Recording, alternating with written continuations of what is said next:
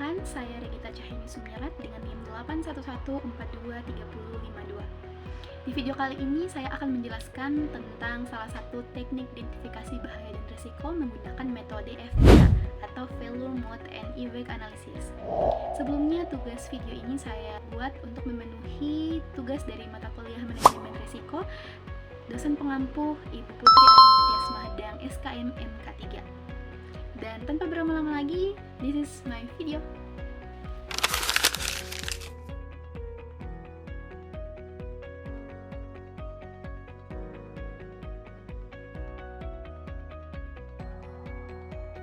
Sebelum kita melangkah lebih jauh lagi tentang bagaimana metode FMEA ini diterapkan pada industri otomotif, ada baiknya kita kenal terlebih dahulu nih tentang FMEA ini. Apa sih sebenarnya FMEA ini? Nah, jadi dia seperti yang sudah dijelaskan di awal tadi, bahwa FMEA ini dia merupakan salah satu metode yang bisa digunakan untuk mengidentifikasi bahaya dan resiko pada suatu pekerjaan. Nah, FMEA ini dia metode yang digunakan untuk mencegah kesalahan yang mungkin dapat terjadi di masa depan. Nah, kita lihat definisi menurut para ahli.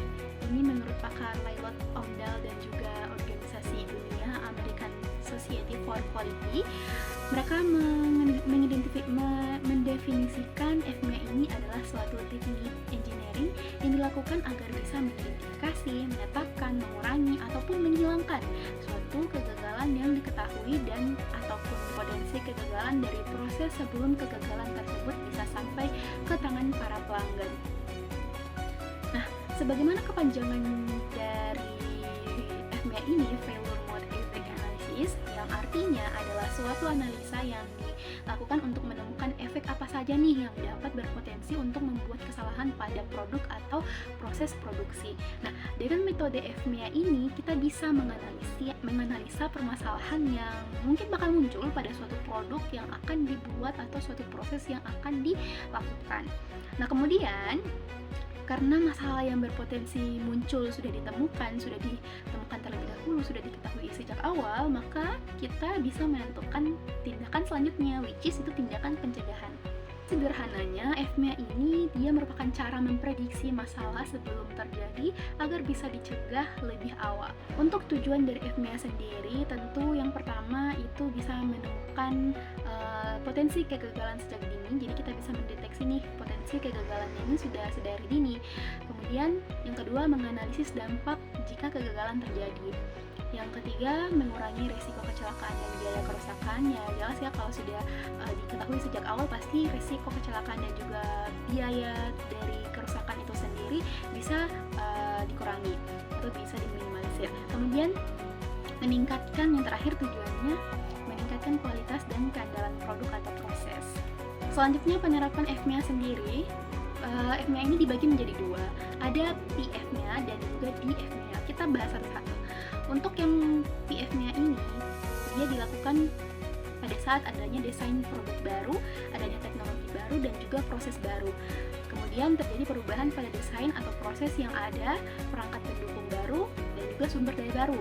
Selanjutnya, karena merupakan suatu alat pencegahan, maka FMEA ini harus sudah dibuat sebelum pembuatan tooling atau sebelum produksi dimulai. Nah, kalau untuk di FMEA ini dilakukan pada saat tahap desain produk dan sebelum rilis prototype design. Nah, umumnya dibuat oleh bagian riset atau research di perusahaan yang membuat produk spesifik, dan pembuatannya ini bisa dibentuk tim yang terdiri dari gabungan berbagai bagian atau cross functional team. Secara sederhananya, perbedaan dari dua penerapan FMEA ini, kalau untuk PFMEA ini dia fokus pada proses produksi. PFMEA berarti produksi FMEA.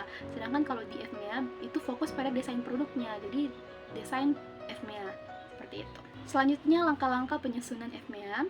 Yang pertama ada menentukan severity-nya terlebih dahulu. Di sini kita melakukan identifikasi potensi kegagalan yang mungkin terjadi pada setiap proses. Kemudian yang kedua, menentukan occurrence. Ini mengidentifikasi keseringan pada suatu permasalahan yang terjadi. Kemudian yang ketiga, menentukan detection, melakukan identifikasi sistem kontrol. Yang keempat, menentukan risk priority number atau RPN. Yang selanjutnya terakhir itu menetapkan perbaikan atau menetapkan berbagai langkah-langkah pengendalian, tentunya menggunakan berdasarkan hierarki pengendalian. Yang pertama ada perhitungan nilai severity. Nilai severity ini skalanya biasanya 10. Itu terdiri dari yang pertama, efek berbahaya ataupun sangat serius dengan keseriusan efeknya berupa ranking severity sangat tinggi jika potensi kegagalan mempunyai efek terhadap keselamatan dan pengoperasian dan pelanggaran peraturan pemerintah tanpa adanya peringatan. Itu diberi ranking 10. Kemudian ada efek berbahaya dengan peringatan diberikan ranking 9. Efek sangat tinggi dengan keseriusan efek berupa produk atau item tidak beroperasi atau kehilangan fungsi utamanya itu diberikan ranking 8. Kemudian efek tinggi itu berupa produk atau item beroperasi tetapi performa itu berkurang dan juga customer sangat tidak puas, itu diberikan ranking 7. Dan efek sedang berupa produk atau item beroperasi tetapi ada salah satu hal yang tidak beroperasi, customer tidak puas. Selanjutnya kalau efek rendah berupa produk atau item beroperasi tetapi ada salah satu hal yang menurun performanya, juga customer tidak puas, rankingnya 5. Yang selanjutnya efek rendah, sangat rendah berupa produk atau item beroperasi terjadi defect untuk sebagian besar customer, rankingnya 4. Efek sedikit mengganggu dengan keseriusan efek berupa produk atau item beroperasi terjadi defect untuk separuh customer, ranking 3. Dan efek sangat sedikit mengganggu dengan keseriusan efek berupa produk atau item beroperasi terjadi defect untuk customer yang sangat teliti, ranking 2. Dan yang terakhir tidak ada efek dengan keseriusan juga tidak berpengaruh dan diberikan ranking 1. Selanjutnya perhitungan nilai occurrence. Di sini ada tabel menyajikan beberapa kemungkinan atau rating kemungkinan yang bisa terjadi, sama diberikan skala 1 sampai dengan 10. Dengan artian semakin sering penyebab kegagalan terjadi, maka semakin tinggi pula nilai rating yang diberikan. Ini yang pertama ada kemungkinan sangat tinggi dengan rata-rata kegagalan 1 di antara 2 produk, itu diberikan ranking 10. Kemungkinan sangat tinggi lainnya dengan rata-rata kegagalan 1 di antara 3 produk itu diberikan ranking 9. Kemungkinan tinggi rata-rata kegagalan 1 antara 8 produk di ranking 8.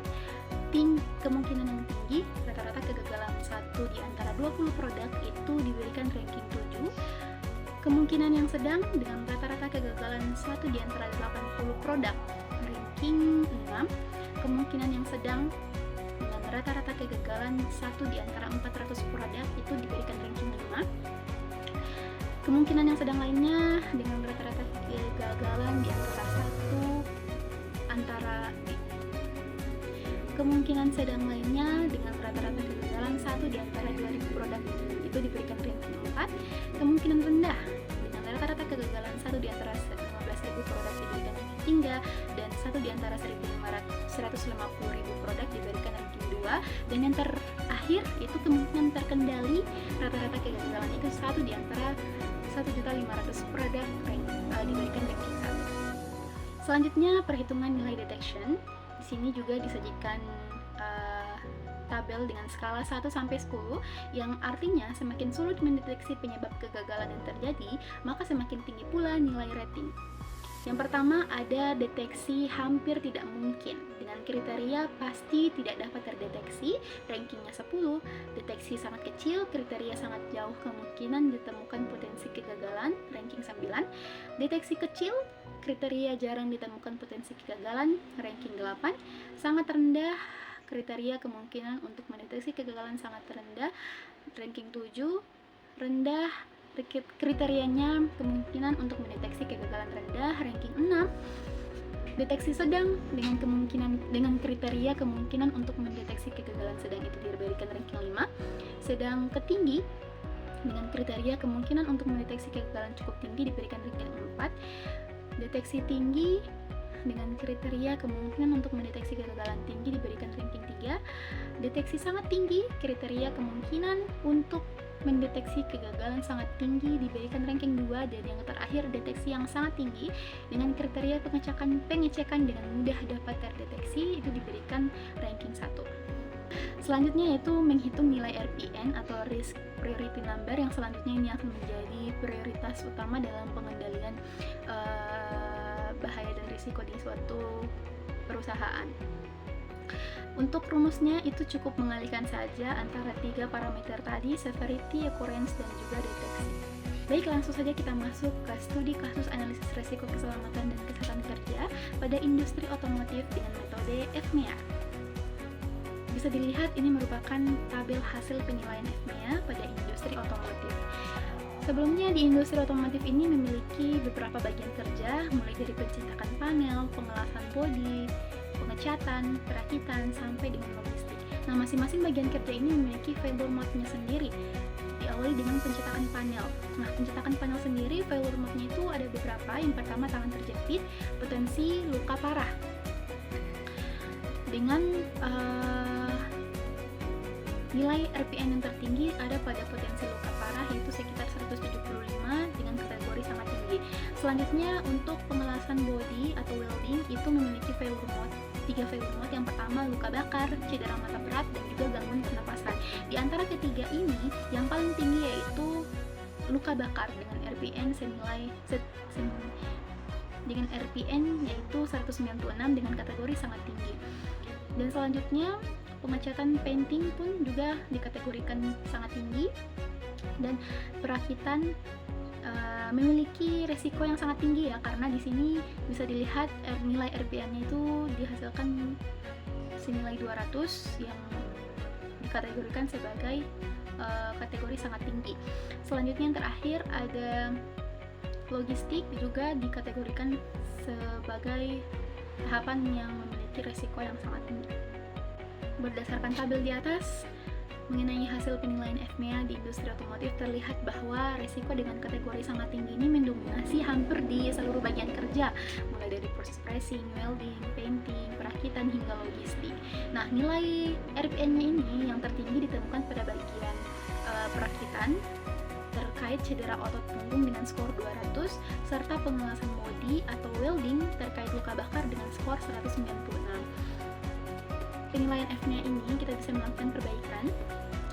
Upaya perbaikan yang bisa dilakukan yaitu pada bagian welding dan painting itu bisa dilakukan pengendalian berupa rekayasa teknik seperti pemasangan sistem ventilasi yang lebih baik. Dan kalau di bagian pressing bisa dengan menggunakan atau penggunaan sensor otomatis mesin pressing untuk mencegah tangan terjepit. Selain itu, pengendalian administrasi berupa pelatihan SOP yang ketat, rotasi kerja untuk mengurangi cramp otot kronis, serta penyediaan alat pelindung diri itu yang lengkap seperti sarung tangan anti panas, masker respirator, dan sepatu safety sangat krusial untuk menurunkan tingkat risiko ke level yang lebih aman. Berdasarkan hasil analisis, sebagian besar aktivitas kerja memiliki tingkat risiko tinggi hingga sangat tinggi, terutama pada proses perakitan dan juga welding yang berpotensi menyebabkan cedera serius. Nah, oleh karena itu, penerapan FMEA ini sangat penting untuk membantu perusahaan dalam menentukan langkah pengendalian yang tepat, sehingga dapat meminimalisir kecelakaan kerja dan meningkatkan keselamatan serta kesehatan kerja. Melalui metode FMEA ini merupakan metode teknik yang efektif untuk mengidentifikasi dan menganalisis potensi bahaya dalam suatu pekerjaan, khususnya di industri otomotif. Melalui penilaian berdasarkan severity, occurrence, dan juga detection, setiap resiko ini dapat diukur dan ditentukan tingkat prioritasnya menggunakan nilai RPN. Itulah penjelasan dari saya. Terima kasih. Wassalamualaikum warahmatullahi wabarakatuh.